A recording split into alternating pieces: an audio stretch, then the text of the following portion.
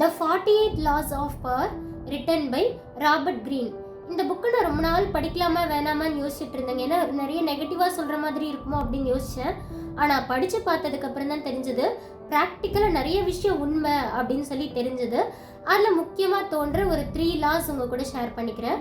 First என்ன அப்படின்னு பார்த்தீங்கன்னா, நீங்கள் ஒரு இடத்துல ஒர்க் பண்ணுறீங்க அப்படின்னா உங்களுக்கு மேலே பாஸ்லாம் இருப்பாங்கள்ல, பெரிய அதிகாரிலாம், அவங்க முன்னாடி நான் தான் ரொம்ப இன்டெலிஜென்ட் அப்படின்னு சொல்லி அவங்க முன்னாடி நம்ம ஷோ பண்ணக்கூடாது. ஏன் அப்படின்னா அது அவங்களுக்கு கண்டிப்பாக கோவத்தை கிரியேட் பண்ணும். ஸோ அந்த ஜாபை விட்டு கூட நிறைய பேர் தூக்கிறதுக்கு வாய்ப்பு இருக்குது. அப்போது ஒருவேளை அவங்கள விடவே நம்ம ஸ்மார்ட்டாக ஒர்க் பண்ணியிருந்தா கூட நிறைய பேர் நம்மளை அப்ரிஷியேட் பண்ணுறாங்க அப்படின்னா நம்ம அதுக்கு என்ன பண்ணலான்னா, நான் இந்த ஒர்க் பண்ணதுக்கு காரணம் என்னோட பாஸ் தான், ஏன்னா நான் அவர்கிட்ட நிறைய விஷயத்த அப்சர்வ் பண்ணியிருக்கேன் அப்படின்னு சொன்னால் அதிகாரிக்கும் சரி கூட இருக்கவங்களுக்கும் சரி நம்ம மேலே கோவம் வராது அப்படின்னு சொல்லியிருக்காரு. அடுத்த செகண்ட் லா என்ன அப்படின்னு பார்த்தீங்கன்னா, அவைலபிலிட்டி. எப்போவுமே நான் ரொம்ப அவைலபிள் தான் அப்படின்னு சொல்லி நம்ம காமிச்சிட்டே இருந்தோம்னா நம்மளை அவ்வளோ சீக்கிரம் யாரும் மதிக்க மாட்டாங்க.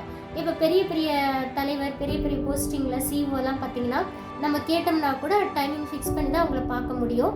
ஸோ அப்படி இருக்கும்போது தான் ரெஸ்பெக்ட் கூடும் அப்படின்ற மாதிரி அவர் சொல்லியிருக்காரு.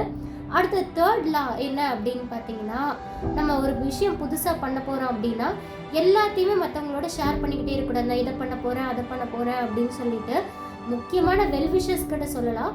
ஆனால் எல்லாத்தையும் சொல்லிகிட்டே இருந்தோம்னா நம்ம பிளானை கூட யாராவது சுடுறதுக்கு நிறைய வாய்ப்பு இருக்குது அப்படின்னு சொல்லியிருக்காரு. என்னங்க இதெல்லாம் ப்ராக்டிக்கலாக உண்மை தானே? ஸோ இந்த புக்கை கண்டிப்பாக படித்து பாருங்கள். இதை பிடிச்சிருந்தா மறக்காமல் லைக் பண்ணுங்கள், கமெண்ட் பண்ணுங்கள், ஷேர் பண்ணுங்கள் அண்ட் மறக்காமல் சப்ஸ்கிரைப் பண்ணுங்கள். தேங்க்யூ.